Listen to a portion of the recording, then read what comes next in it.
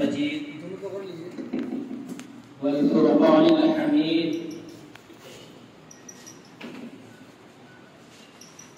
أعوذ بالله من الشيطان الرجيم بسم الله الرحمن الرحيم يا أيها النبي قل لأزواجك وبناتك ونساء المؤمنين يدنين عليهن من جلابيبهن صدق الله العظيم وهو أصدق القائلين. میرے معزز موقر بزرگوں، سب سے پہلے میں آپ حضرات کو دل کی گہرائی و گہرائی سے شکریہ ادا کرتے ہیں کہ آپ حضرات نے یہاں تشریف لانے کی زحمت اٹھائی. اللہ تبارک و تعالی ہم تمام کے بیٹھنے کو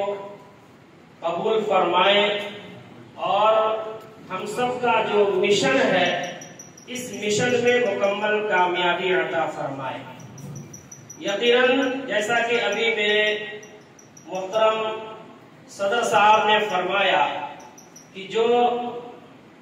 تعداد ہے یہ دیکھ کر کسی قدر مایوسی کا احساس ہوتا ہے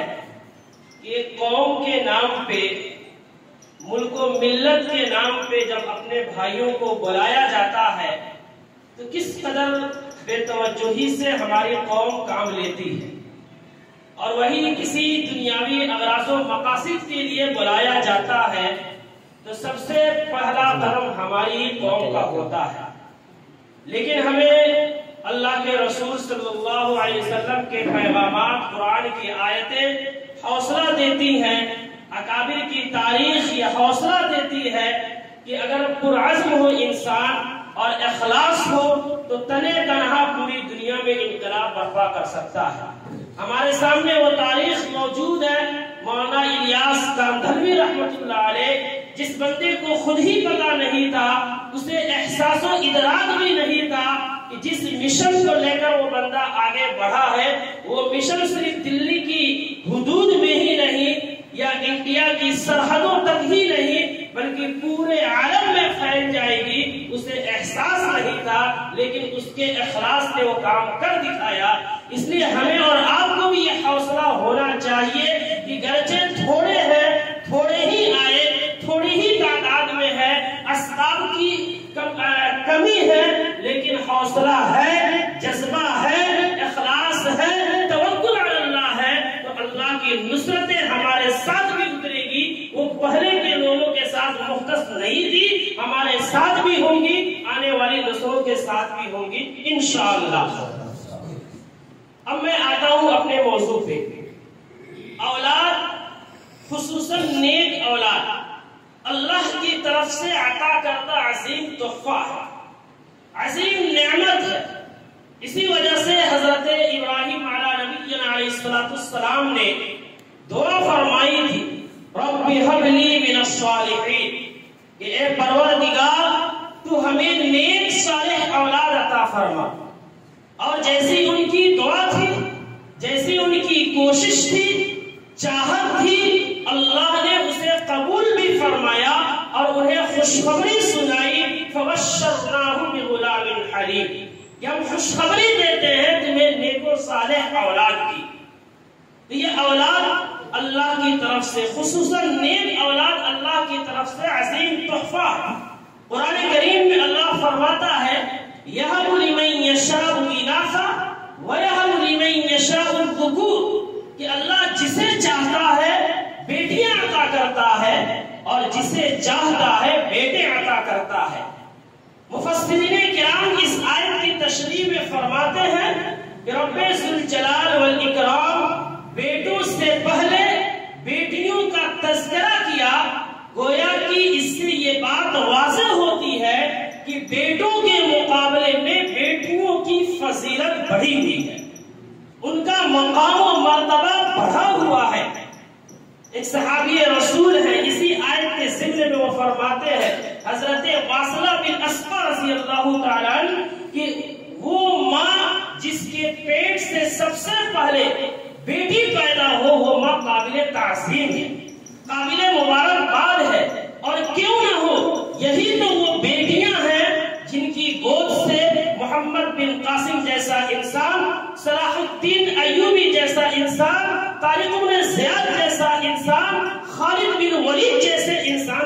ہوئے ہیں۔ اگر آج ہماری یہ بیٹیاں اسی ماحول میں تربیت پالے، ویسے ہی تعلیم پالے، تو یقیناً ان بیٹیوں کی گود سے صلاح الدین ایوبی جیسے انسان، محمد بن قاسم جیسے انسان پیدا ہوں گے جو تنے تنہا تاریخ کو بدل ڈالیں گے۔ لیکن یہ کب ہوگا؟ یہ اس وقت ہوگا جب ہم ان بچیوں کی تعلیم و تربیت پہ ہم پوری توجہ دیں گے، ان کا حق ہم ادا کریں گے۔ اللہ کے رسول صلی اللہ علیہ وسلم کی حدیث ہے کہ آپ نے فرمایا من كانت له انثى فلم يئدها ولم يهنها ولم يوصل ولده عليها يعني الذكور ادخله الله الجنة، رواه ابو داؤد او كما قال علیہ الصلوۃ والسلام۔ کہ اللہ کے رسول نے فرمایا کہ جس انسان کے پاس ایک بیٹی ہو وہ انسان فلم یئدها اپنی اس بیٹی کو زندہ زمین میں دفن نہیں کیا، جیسا کہ دور جاہلیت میں ہوتا تھا۔ مکہ المکرمہ کے احوال تھے، جب آپ پیدا ہوئے تشریف لائے تو بیٹیوں کو زندہ زمین میں دفن کر دیا جاتا۔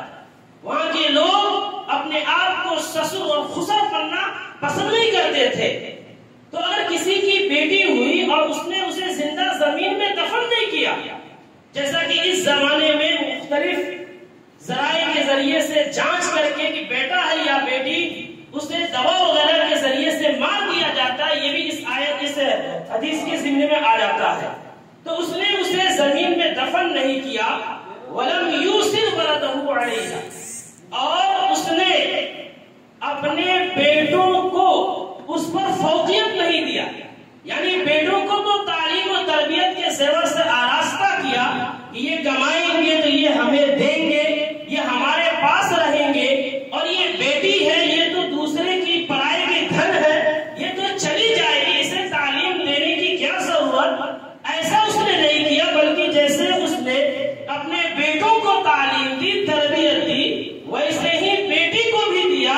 ایسے باپ کے لیے اللہ کے رسول نے خوشخبری سنائی ہے، ادخلہ اللہ الجنہ، اللہ اسے جنت میں داخل فرمائے گا۔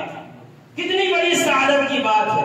یاد رکھیے جو یہ بشارت اللہ کے رسول نے دی ہے،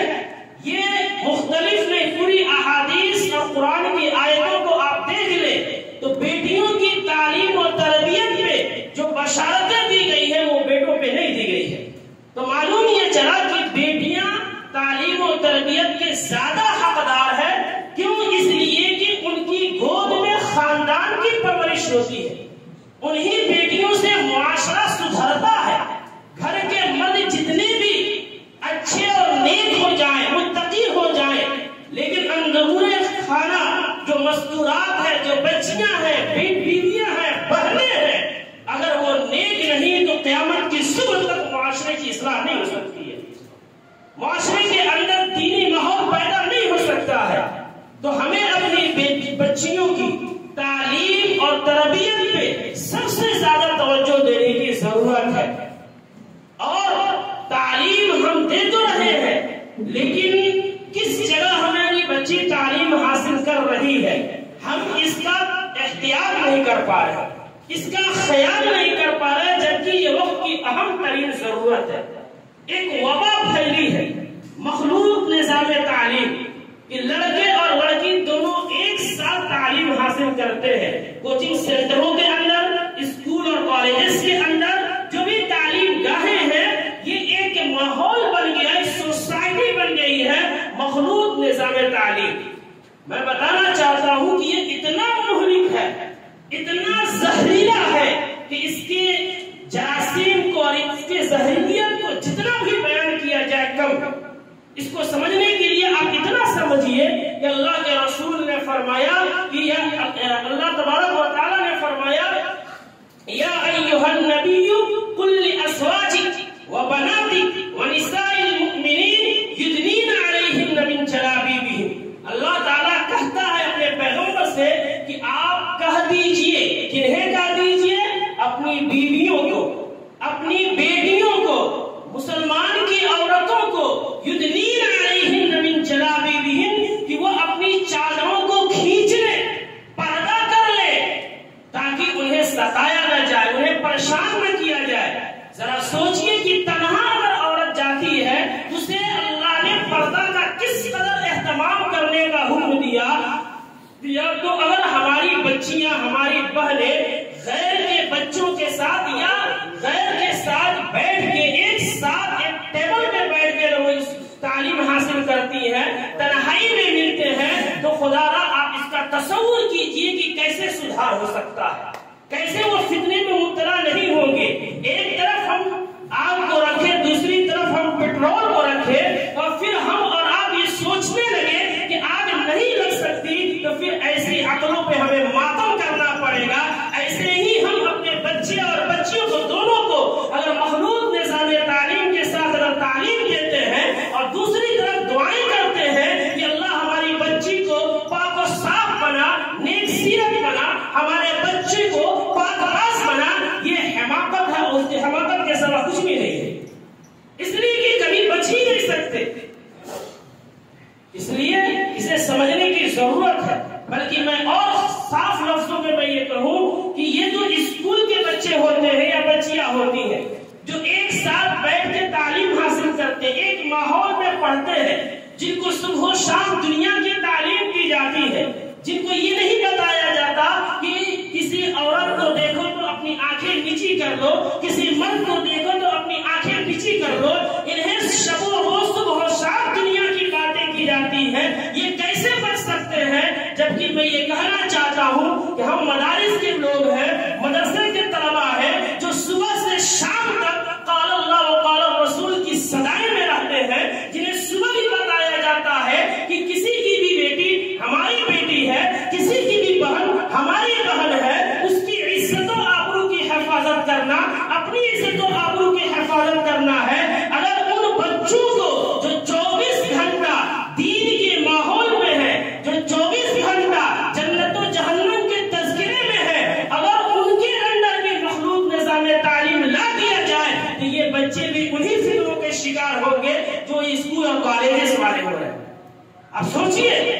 اس کی حساسیت کو، یہ مغربی تہذیب ہے، پہلے تاریخ میں آپ جائیے اس کا کوئی تصور نہیں ہے، یہ مغربی تہذیب ہے جو مسلط کی گئی ہے اور ہم سب اس میں بہتے جا رہے ہیں۔ اس لیے مختصراً میں کہنا چاہتا ہوں میرے معزز بزرگوں، ہم اپنے بچیوں کو تعلیم دیں اور دیں تو اس کا خیال کریں، جتنا ہو سکے کم سے کم کوشش کریں کہ بچوں کو اور بچیوں کو دونوں کو الگ الگ نظام سے تعلیم دیں۔ اگر ویسا ماحول نہیں تو مجبوری ہے، لیکن جب ایسا ماحول ہمارے سامنے مل گیا، اس کا بدل آ گیا، تو ہمیں بڑھ چڑھ کے حصہ لینا چاہیے تاکہ ہماری بچوں کی بھی اور بچیوں کی بھی دونوں کی عزت و آبرو محفوظ رہ سکے، اور پھر ان کی گود سے پرورش پانے والے بچے آنے والے سمے میں ہمارے دین کا، قوم کا، ملت کا نمائندہ بن سکے۔ اس لیے ہم تمام اس مشن کو لے کر یہاں جائیں، اپنے دوست میرے احباب میں جن کے پاس کی بچی ہے انہیں کہیں کہ دوسری جگہ جو تم پیسے دے رہے ہو، تعلیم دے رہے ہو، وہ پیسہ یہاں ملت ڈیولپمنٹ فاؤنڈیشن کے تحت صفا گرلز کوچنگ سینٹر کا جو نیا عمل میں آیا ہے وہاں تم داخل کرو، اچھے ٹیچروں کی نگرانی میں تعلیم ہوگی، کوئی کمی ہوگی آپ حضرات تعلیم یافتہ ہے رہنمائی کریں گے اور اسے خوبصورت بنائیں گے تاکہ ہم اپنی بچیوں کو ارتداد کے فتنے سے، غیروں کے ساتھ بھاگنے سے، عزتوں کے اچھالے جانے سے محفوظ کر سکے۔ یہ ہم تمام کی ذمہ داری ہے، انشاءاللہ ہم تمام اس کی کوشش کریں گے۔ اللہ ہم تمام کو کہنے سے زیادہ عمل کی توفیق عطا فرمائے۔ وآخر دعوانا الحمدللہ رب العالمین۔